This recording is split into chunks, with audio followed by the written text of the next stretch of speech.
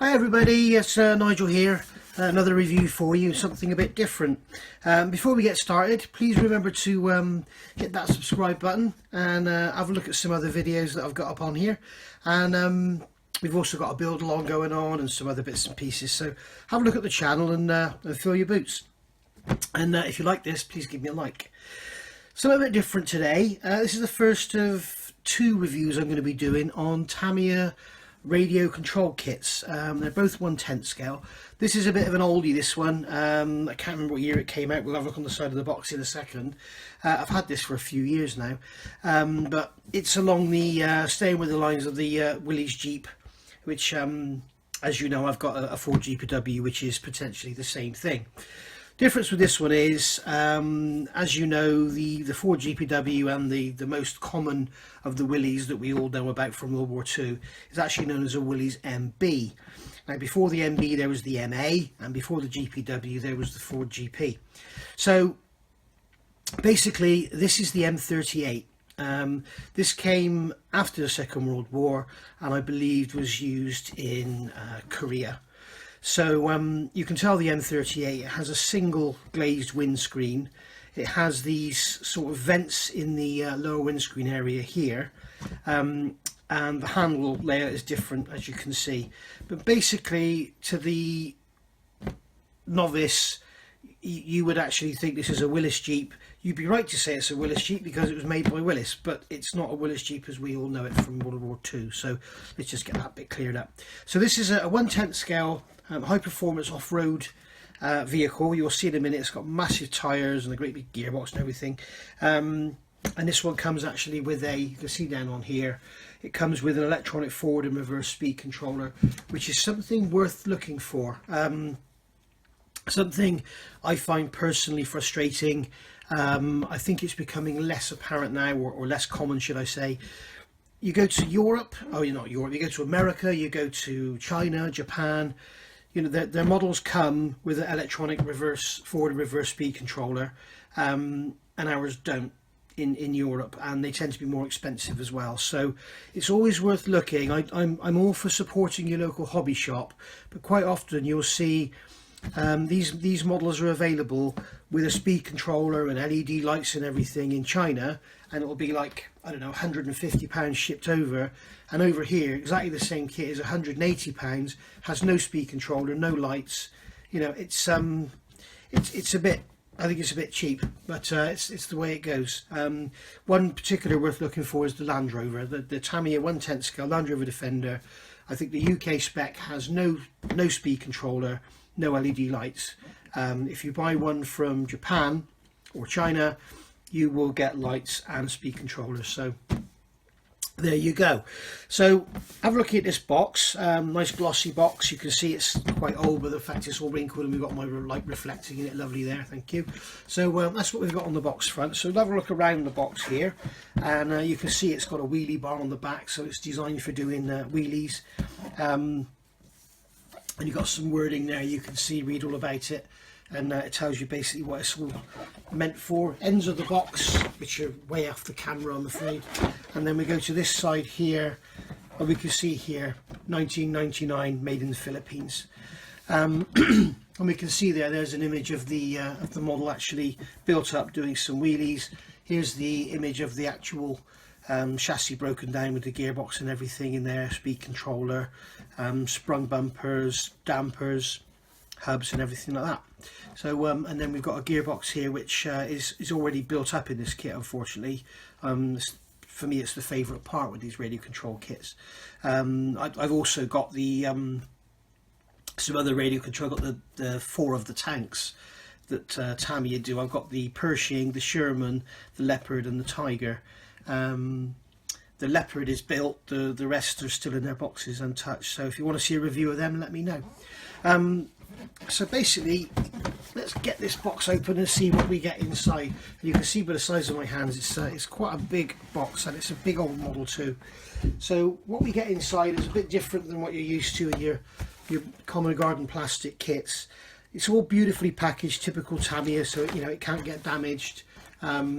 People like Revell and Airfix need to take a note from the way they do this, the packaging. So we can see here we've got 4 of these great big tyres, beautiful chrome wheels, very chunky tread, really nice. And yeah, you can see there's a difference. We've got one has got a drive-in and one doesn't. So there we go, that's those. We've got the gearbox here, which is already built up. For me, it's unfortunate. I would really enjoy building that, but I guess it's all sealed, it's greased and everything, so it's all ready to go there. And we've got our 540 motor there, which is the standard motor you get in these kits. I believe some of the models have tuned motors now, which are slightly better. And then we've got our sort of more common gardeners, if you're into scale modelling, you've got our plastic sprues. So and there's our speed controller there, electronic speed controller. It's all just plug and play, easy connections, it's nothing to be scared of. If you've ever built one of these, you'll know what I mean. So I'll get all this out of the box and we'll have a look through the parts. Okay, so going through the box, first thing we pull out is the body, which as you can see is fairly large. What sort of size is it? It's what is it, 140 millimeters wide and 150, about 240 millimeters long. So quite a big old thing. As you can see, it's got these wheel arches on, which are add-ons, not part of the M38. But all in all, you know, quite a solid, pretty tough piece of plastic. Unlike a lot of the RC kits where you've got the polycarbonate bodies, which are very flexible, this is the polystyrene. I expect it's polystyrene, maybe ABS. It's ABS, it says on there. You can see in the back, and it says there Tamiya 1999. You can just pick it up there, it says ABS. So it's going to be pretty tough. You also need to remember, if you're gluing anything to this, you need to get some glue for ABS. The Tamiya quick setting glue, this one, seems to work quite well. Tamiya also do a glue specifically for ABS, and another glue that works quite well with Tamiya ABS is this one, EMA model plastic weld. So worth noting if you're going to build a radio control kit.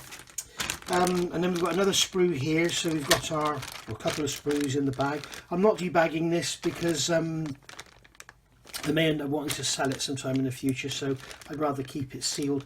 But at least you get to see what's in here, and it's not like we're dealing with a scale kit. You don't need to see, you know, the finite detail of everything. So in here, in this one, we've got the this is the dashboard here, and you can see we've got a little glove box there and the little instrument display part there. So we've got a radio in there as well. Back panel with the rear lights and everything, and the jerry can mount, spare wheel mount, jerry can there, radiator grille. That's the cowl that goes over the top underneath the windscreen there. And then turning it over, we've got the windscreen itself. This is the bit that distinguishes the M38 because it's this single piece. The original Willys Jeep had a tubular steel frame. This was a flat sheet metal panel, and then you had a frame inside which opened out. So this is different. And you've also got looks like the interior of the radiator grille there, or this is the, yeah, I don't know. That's part of the radiator grille, but I don't really know what's going on there. We'll see in the instructions in a second. So that's our first bag of sprues. Then we come to this white sprue here, which is obviously our driver figure. We've got the steering wheel, gear sticks, fire extinguisher, winch, and you can see the driver's face there with his evil eyes. So looking quite evil there. So yeah, painted up. I know this driver figure looks great. And then we've got, this will be another ABS sprue, and this is our main chassis, so it's the main support for the whole thing. And this will definitely be ABS. With Tamiya, it's always nice to see, they actually tell you on every sprue what the actual material is. Like you look on this one and you look on the back of there, and it says that this one is polystyrene, so this one will be fine with normal plastic cement, this one wouldn't. So it's always worth looking. But yeah, lovely, very strong chassis. It's flexible but strong, so very hard wearing. There's our speed controller there that we saw earlier. Then we've got another bag here with more ABS parts, and this will be major parts of the chassis and the frame. to support everything. And as I said, we'll see this in the instructions. There's our wheelie bar there with our little wheel for the wheelie there. Then we've got this sprue here, which is going to be our uprights, and this is differential casings. This is obviously a generic sprue, so some of this won't be used, I don't think. But yeah, we've got uprights there and hubs and everything. We've got our hexagonal drivers there for the wheels. So yeah, I don't think all of this is going to be used on this model. And then we've got another generic sprue here. I recognise some of these parts from another kit from the, is it the TS1 chassis? I can't remember now. It's the old four-wheel drive shaft drive chassis. But yeah, we've got shock absorber bodies there. So they're friction dampers, there's no oil in them. And we've got body mounts here, steering linkages, bumpers here for other kits. So you're getting a lot of spares in this kit as well if you've got a few of the Tamiya models. And then here we've got our rollover bar, which is beautifully moulded, as you can see, with these steel inserts inside. You can see we've got steel tubes through there, which make it very, very strong. It's a very tough model and can take a hell of a battering if you want to go and play rough with it. So worth remembering. It's not like well, it is a toy, but like a toy, but it isn't just going to fall apart on you. And there's another sprue here which comes unbagged. I don't know what that is. That's going to be general. That's like a battery mount or something, and servo drive there. So general, as I say, again, this one says PC, so that probably means it's polycarbonate, I guess. So yeah, it's nice to know they tell you what's going on. We've even got a moulding date on there. So all very nice indeed. And then finally you get this little box which has got lots of bits and pieces in it, as we can see, still sealed. I don't mind opening this one. And there we go, we get lots of goodies in here. So we've got our A parts bag. Tamiya make this very easy for you. They call up the parts as A, B, C or D, so you know which bag to go to. If you are going to build one of these and you're going to do it in one and not put it back in the box, I would suggest getting yourself some little plastic pots, you know, something like this, little plastic pots, label them A, B, C, D, whatever, pour your parts in there, and then you're away. The other thing I do, I've got a little drawer system here with a few drawers stood up, and I just put I've got a label on the front there, D. So what I would do if I was building this kit, put all these parts in the drawer, and then when I finish at the end of the shift, if I want to put it away and do something else, I can just put those drawers back in, and I know that all the parts are in there. And you can see there was some screws left in that one. So in here we've got our grease, we've got our drive shafts here. There's the drive shafts going out to the wheels. These are the actual the joint couplings, if you like, that go into the differential. Got some bearings there. You might want to upgrade that with aftermarket bearings. But yeah, it's all there, all lovely, all very nice. And then here we've got some massive springs, a big piece of vinyl tubing, our spanner, big piece of steel, which is obviously going to be a bumper of some sort. Again, lots and lots of screws and bits and pieces all in there. Lovely. We've got some more springs here. These are pretty heavy duty. God, they're solid. They are solid. I don't know what they're for. Probably for the bumper. And then we've got our body mount clips, some double-sided foam, and cable ties and some bearings in there. As I say, you get these white nylon bearings. Sometimes they're bronze in the Tamiya kits, but you can buy aftermarket, very reasonably priced bearing sets. So if you are going to build one of these, it's worth going for the bearings. And then you've got the another bag here, which is just screws and nuts and bolts and body mountings and stuff. So we've got our windscreen in there as well, which is a sheet of acetate, I guess, which has got protection on both sides to stop it being scratched. And it looks like that's just going to clip into place. So that's all very nice. Let's just get all these back in their box. Okay, so as you can see, here's the normal Tamiya stapled book type of instruction, with a image on the front, black and white image there of the model itself, with the driver's figure all painted up and everything, and it's doing a wheelie over some rough ground. So inside here we've got our decals, stickers, whatever you want to call them. They're basically they're stickers, they're not decals. So I'm guessing they're stickers. They certainly look like stickers. We'll see in the instructions in a second.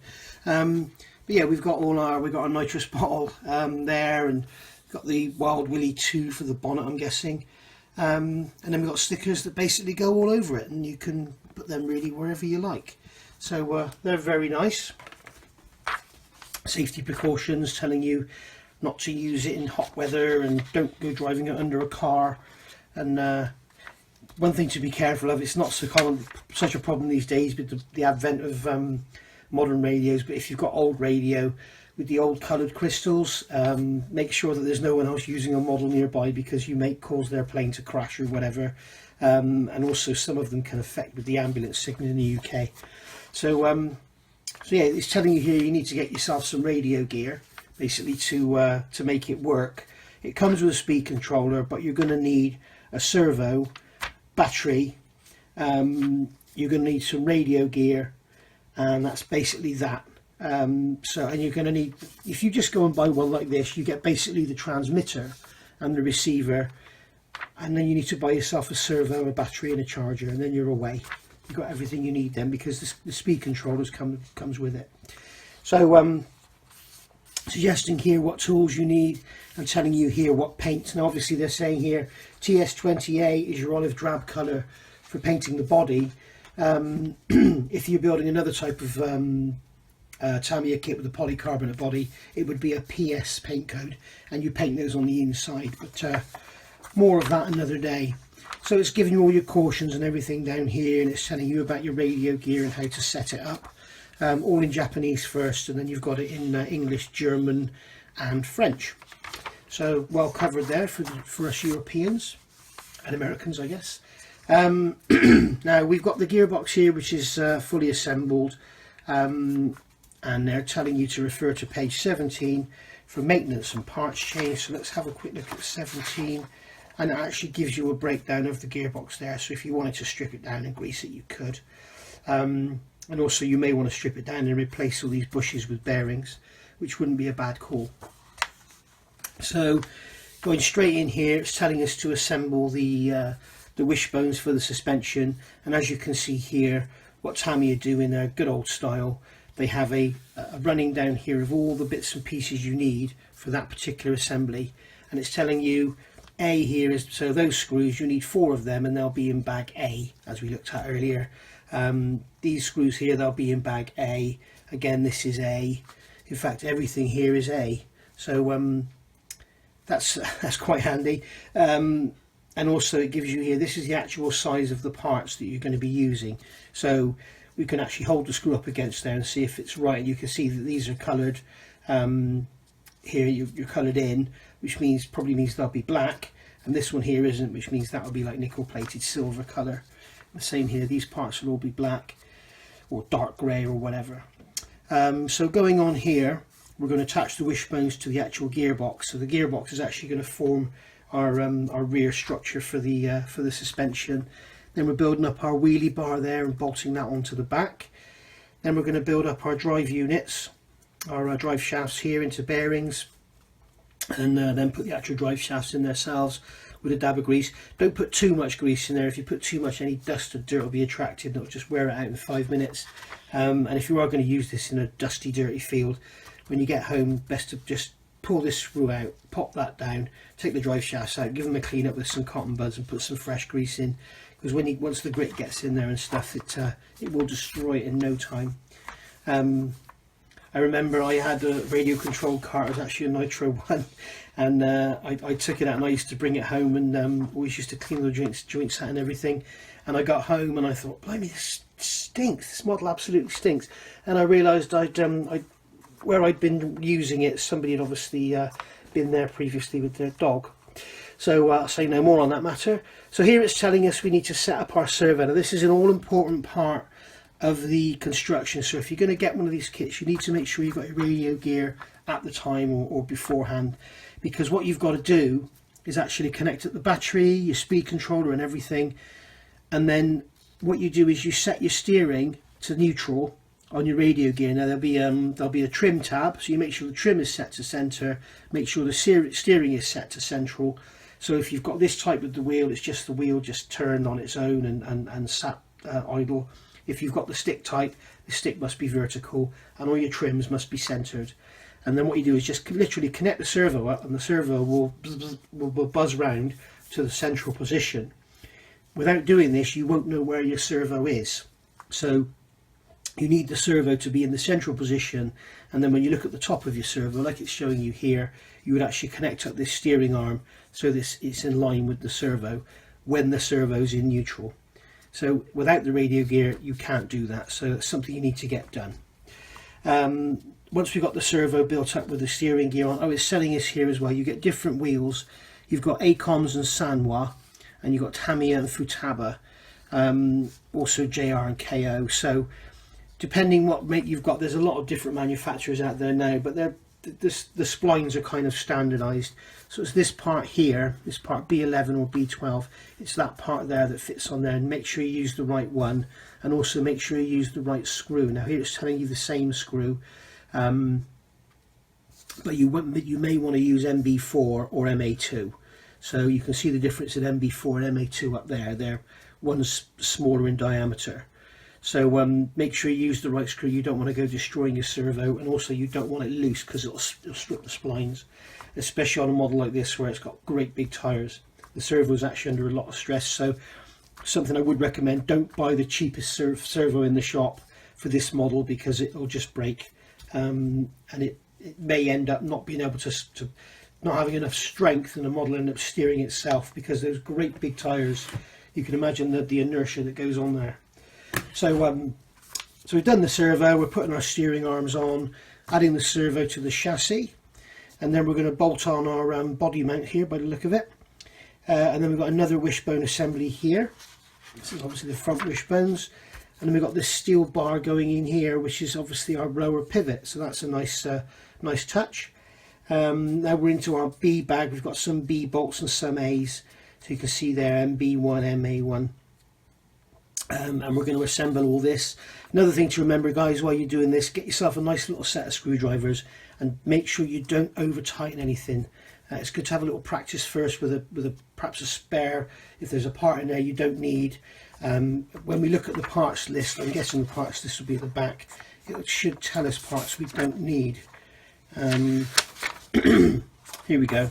So not used is here. So these parts here are all unused. Find yourself a hole the right size, get some screws and just try it out, and just make sure you're not stripping threads before you start. So built up our uprights there, adding on the retainer for that steel bar there, cutting up some pieces of that rubber tube we saw in the bags, and then that's going to make the friction part of our dampers. So we're not actually having oil filled dampers, we're just using friction, which is absolutely fine for a model like this at this level. And then building up our shock absorbers like that, and then we've got our optional spacers here we can put in to jack up or lower the model, or sorry, stiffen or not have this. You can stiffen the springs or have them not so stiff. So here we go. We got the it's telling us to put some stickers on here, so they are stickers. It says sticker, and then we're going to screw all our chassis together, put the gearbox in, the motor in, and everything all together as one unit. So that's good, that all comes out as one unit, so if you need to strip that and clean it, it's very easy to do. You don't have to strip the whole model. Putting in our steering gear and making sure we get our wheels set up straight ahead, and making sure that servo's in the centre when we do it.